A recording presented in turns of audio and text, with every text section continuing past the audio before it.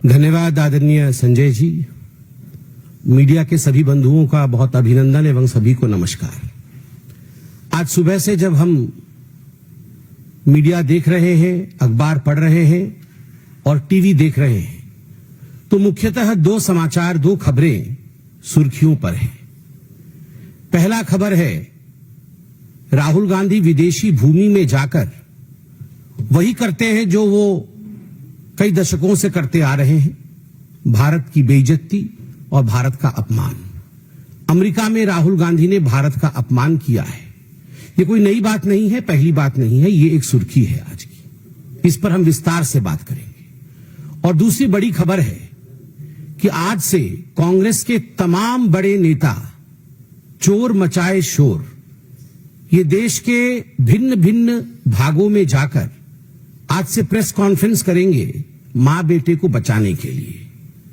जो ईडी ने सोनिया जी और राहुल जी को नामांकित किया है, बाय नेम मेंशन किया है अपने चार्जशीट में, उन दोनों के खिलाफ जो कार्यवाही हो रही है कोर्ट में, अभी सुनवाई है 25 तारीख को, और आगे जो कार्यवाही होने की संभावनाएं हैं, दोनों जेल जा सकते हैं और जाना भी चाहिए।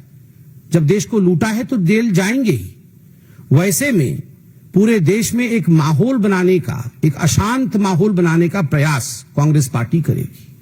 आज इन दोनों विषयों पर विस्तार से बात करेंगे। राहुल गांधी ने अमेरिका में किस प्रकार से भारत और इलेक्शन कमीशन को बदनाम करने की कोशिश की, मैं उस विषय पर आऊं, मगर उससे पहले मैं राहुल गांधी जी को एक बात स्पष्ट रूप से कहना चाहता हूं और देशवासियों को भी कहना चाहता हूं कि जो व्यक्ति और इनकी माताश्री 50,000 के मुचलके पर बेल पर बाहर हो, वो जाकर विदेश की धरती पर हिंदुस्तान को अपमानित करे और उन्हें लगता हो कि लोग उस पर विश्वास करेंगे, तो वो उनका भ्रम है। Those who are out on bail of 50,000 rupees, if they feel that they can destroy the image of this great democracy by speaking outside of this country, then they are totally on the wrong side of the line.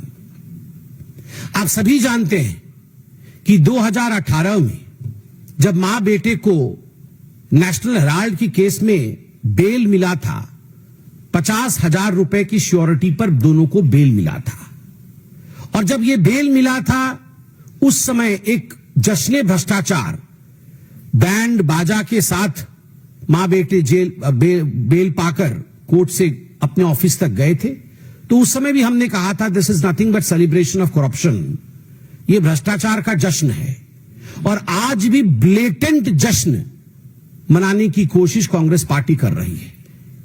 मैं AJL के पूरे detail में नहीं जाने वाला हूं, क्योंकि AJL और नेशनल हेराल्ड के केस को आप जानते हैं।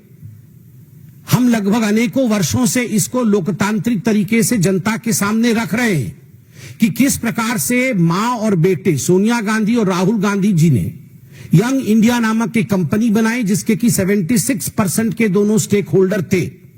और 76% के स्टेक होल्डर होने के बाद नकली कंपनी से लोन लेकर 1 करोड़ का, डोटेक्स इंडिया से लोन लेकर मात्र 50 लाख रुपए दिया एजेएल को, जो कि होल्डिंग कंपनी है नेशनल हेराल्ड की, और 50,000 के एवज में 5,000 करोड़ की जो प्रॉपर्टी है एजेएल की, पूरे देश भर में उसका मालिकाना हक अपने पास ले लिया।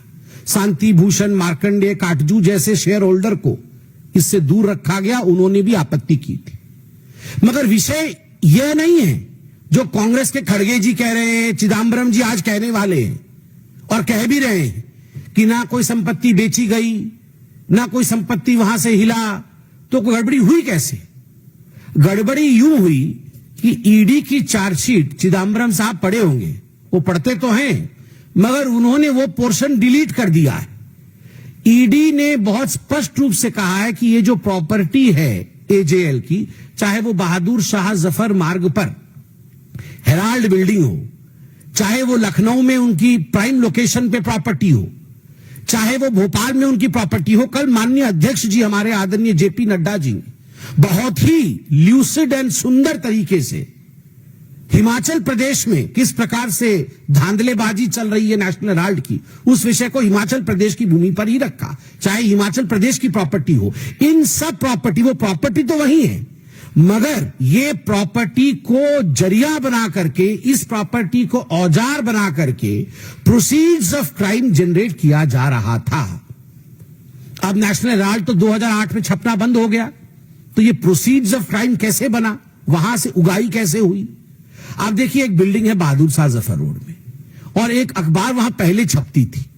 तो इन्होंने क्या किया, बोगस एडवर्टाइजमेंट, हम नेशनल हेराल्ड में एडवर्टाइजमेंट देंगे और उस एवज में 38 करोड़ रुपया जो है ये मां बेटे ने ले लिया।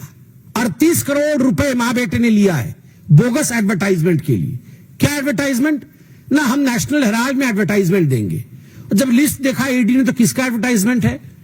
कोई गुड्डू सिंह है, कांग्रेस पार्टी का कोई छोटा सा नेता है, और उसने बोला है मेरे बेटे के जन्मदिन की बधाई मैं दूंगा उस पेपर में, और किसी ने बोला है मैं सोनिया जी के जन्मदिन की बधाई दूंगा, उसके लिए मैं 50 लाख रुपए देता हूं।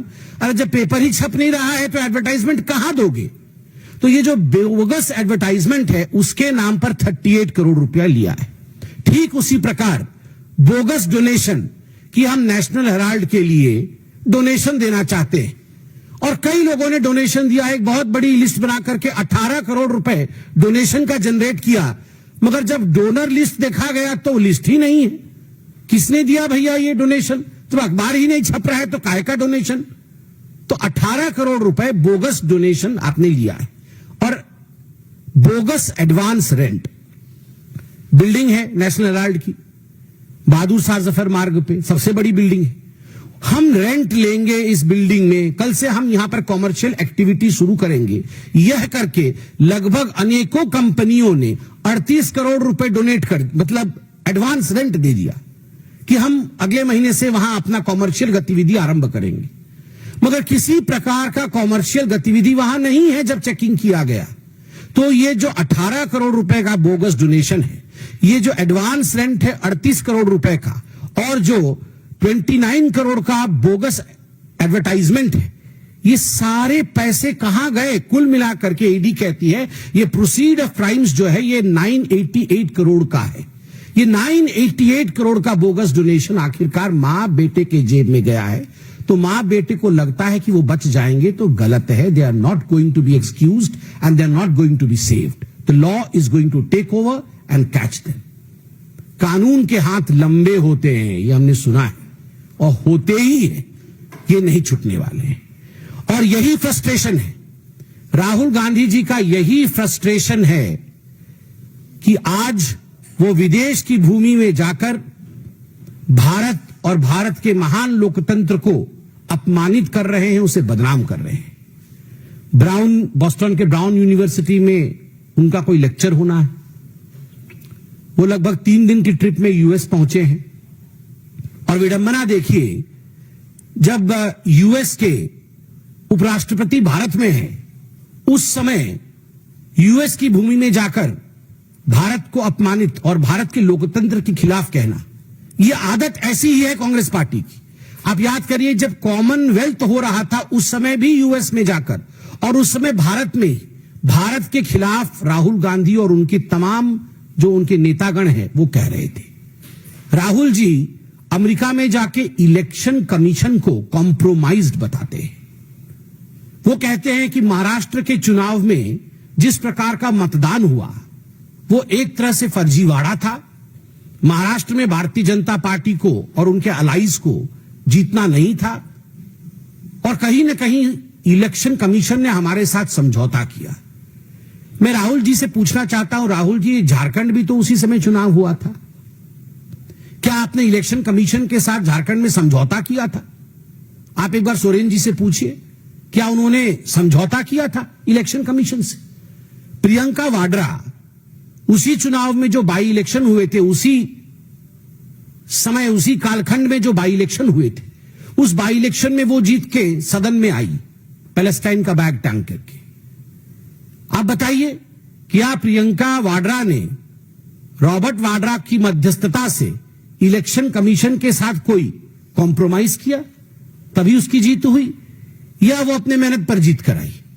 आप ये बताइए कि